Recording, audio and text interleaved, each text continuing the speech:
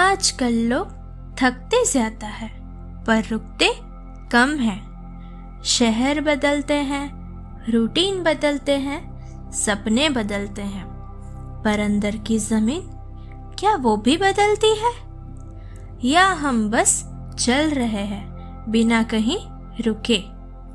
आज हम बात करेंगे इस इंद्रिय पद सीरीज का अंतिम अध्याय, पायु। शास्त्रों में पायु का मतलब सिर्फ शरीर का अंग नहीं, ये वो नींव है जिस पर जीवन टिका है। जैसे पेड़ की जड़ दिखाई नहीं देती पर सब कुछ संभाल लेती है। सुबह अलार्म बजता है, फोन उठाते हैं, मैसेज चेक होते हैं, रात तक स्क्रीन बंद होती है। काम कब हुआ, कब थकान आई, पता ही नहीं चलता। दिन बीत जाते हैं पर मन नहीं थकता। आयुर्वेद के ग्रंथों में लिखा गया है, समदोषो समाग्निश्च शम धातु मलक्रियः प्रशन्नात्मेन्द्रिय मनः स्वस्थ इंद्रिय भिधीयते। इसका अर्थ है जिसका डाइजेशन संतुलित है, जिसकी नींद ठीक है, जिसका शरीर रिदम में है, उसका मन भी शांत होता है। इसीलिए ऋषियों ने पहले शरीर को संतुलित करते थे, फिर ध्यान। सोचो, एक घर बन रहा है, दीवार सुंदर, छत चमकती, पर नींव जल्दी जल्दी में बना डाली गई। कुछ साल बाद दरारें पड़ गई, दरवाजे अटकने लगे।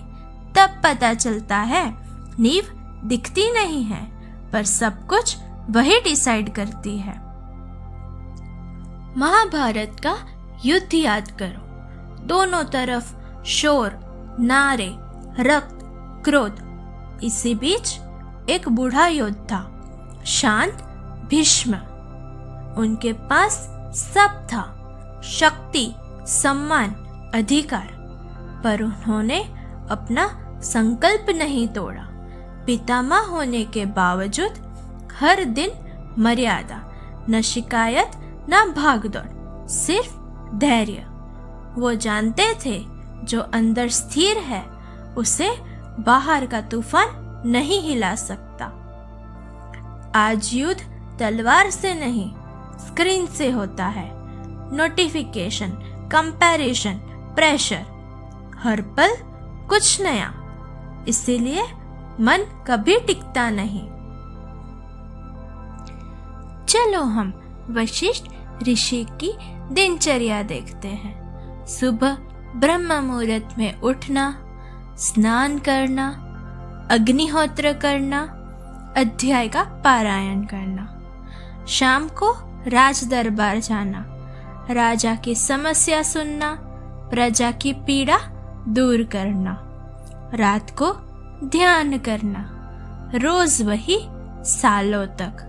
ना बोर हुए ना थकान हुई। उन्होंने स्टेबिलिटी को साधना बना दिया।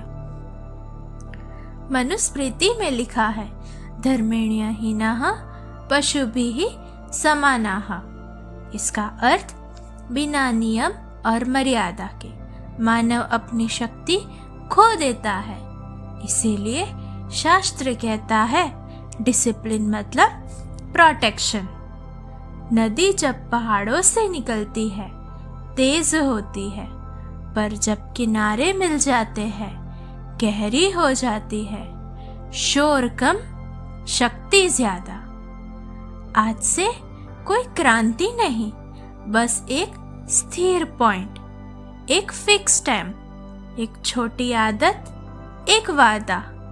वही धीरे धीरे घर बन जाता है। जब अपना घर बन जाता है तो बाहर के झटके कम लगते हैं।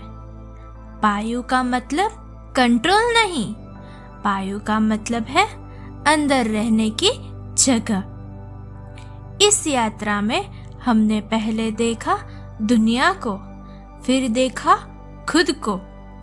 ज्ञानेंद्रिय जो बताते हैं, कर्मेंद्रिय जो चलाते हैं, दोनों मिलकर जीवन बनाते हैं। अब अगला सवाल, मन का घर कैसा होता है? सोच, भावना, संस्कार। अगले सफर में मन, द इनर वर्ल्ड। जो अपना घर बना लेता है वो कहीं भी हो, घर में ही होता है। मैं आपके साथ हूँ। सत, the inner path. Ancient wisdom, modern clarity.